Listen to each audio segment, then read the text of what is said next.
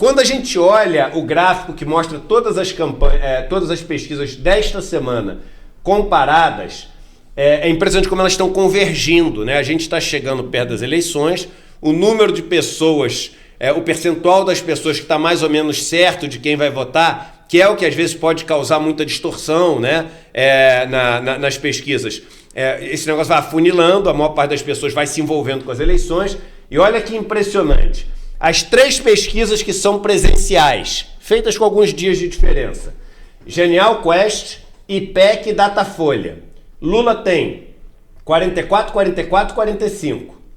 Bolsonaro tem 32, 32 e 32. É muito assim na crava. É até difícil ver tão na crava como isso. E nas 2 feitas por telefone, 43 e 43 e 36 e 35. Então, eu acho que a gente com essas pesquisas todas pode ter, né, assim, uma certa segurança de que esse aparentemente é o cenário. A gente fez uma média ali só para constar, não necessariamente uma média é a melhor maneira de você comparar essas coisas, mas só para as pessoas terem essa ideia. E aí eu acho, veja, lá atrás eu fiz um alerta quando o pessoal estava com salto alto. O pessoal me bateu pra caramba, não tem problema, a gente veio para cá pronto para apanhar.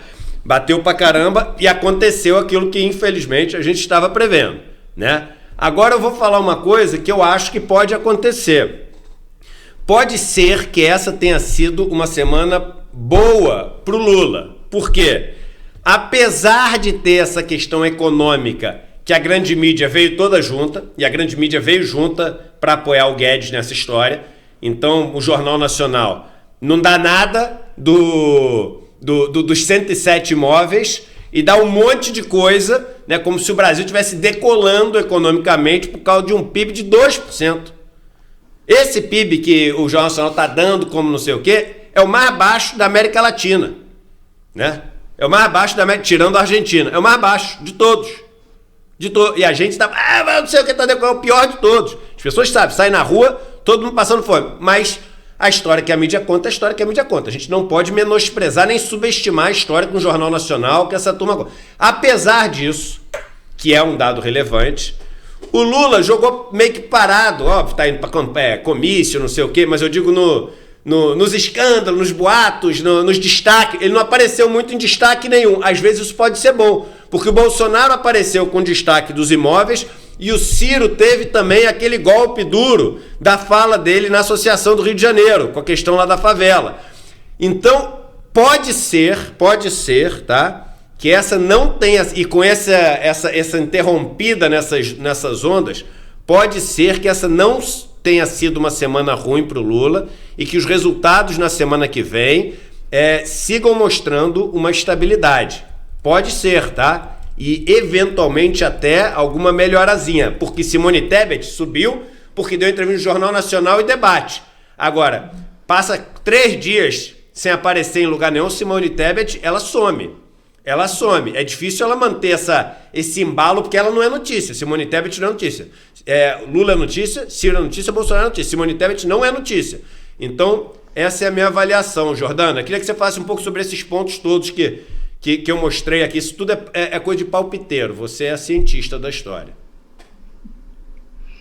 Não, Edu, você trouxe os pontos principais, realmente. Vou um por um, a gente pode falar e falando os pontos a ponto. Eu gosto que você já dá as segmentações, que é isso que a gente precisa ver, né, Edu? Você falou 2 coisas fundamentais quando a gente vai olhar para uma pesquisa. Uma é a onda, né, então como as curvas estão se comportando, mais do que o número pontual, isso é fundamental. E a outra coisa a gente tem que abrir e entender como os segmentos, né, como as variáveis elas estão se comportando. Então é isso, mulher está se comportando de um jeito, tendencialmente, né, os evangélicos de outro. Então acho que a gente pode falar um pouquinho sobre isso.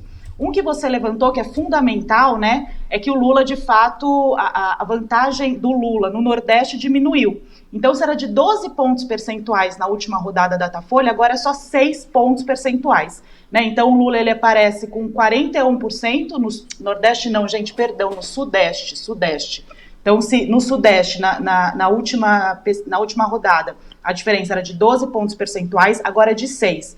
Então, o Lula no Sudeste tem 41% da intenção de voto e o Bolsonaro tem 35%. né? Na última rodada, o Lula tinha 44 e o Bolsonaro 32.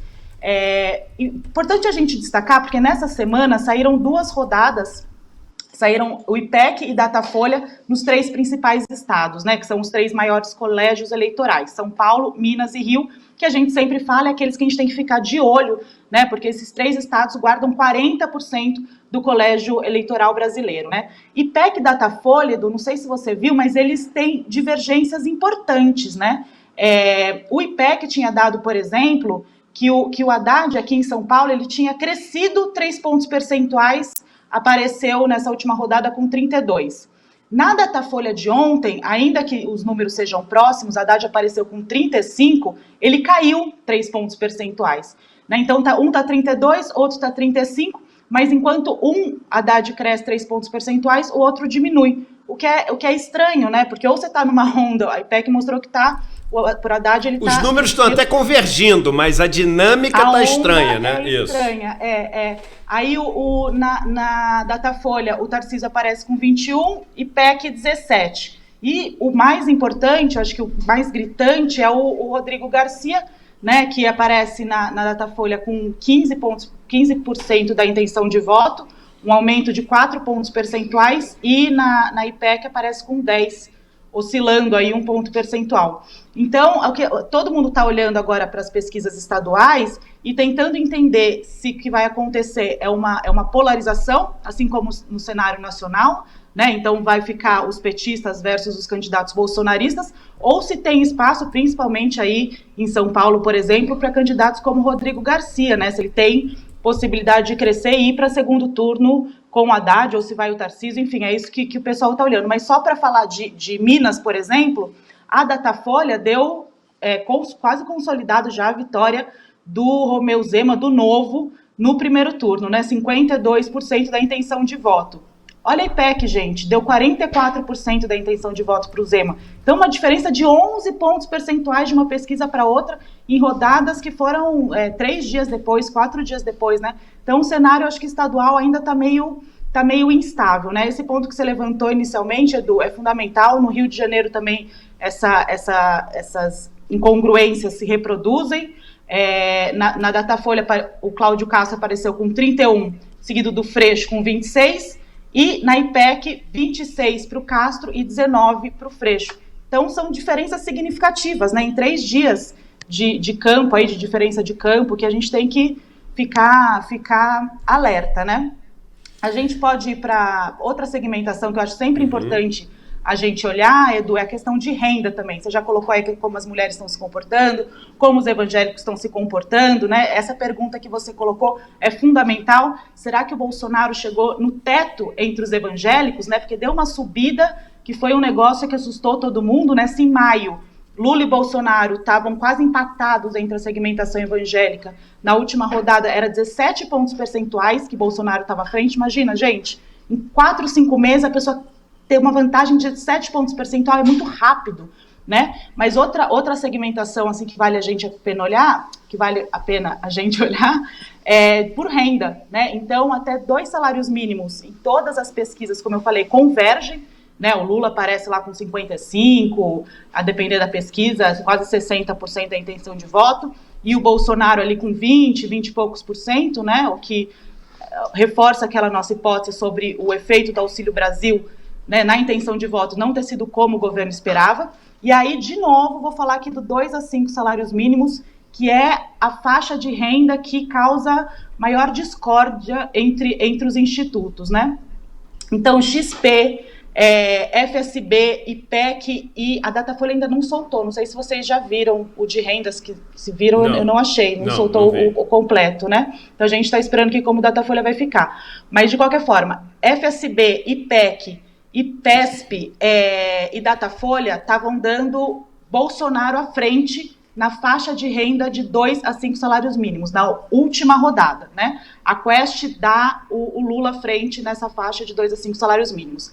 A IPEC, que foi publicada na segunda-feira, já inverte esse quadro. Então, na IPEC, na faixa de 2 a 5 salários mínimos, Lula recupera a vantagem. o que é importante, né? Porque a faixa de 2 a 5 salários mínimos, segundo a IPEC aqui, tem 25% da população, né? Então é bastante gente, né?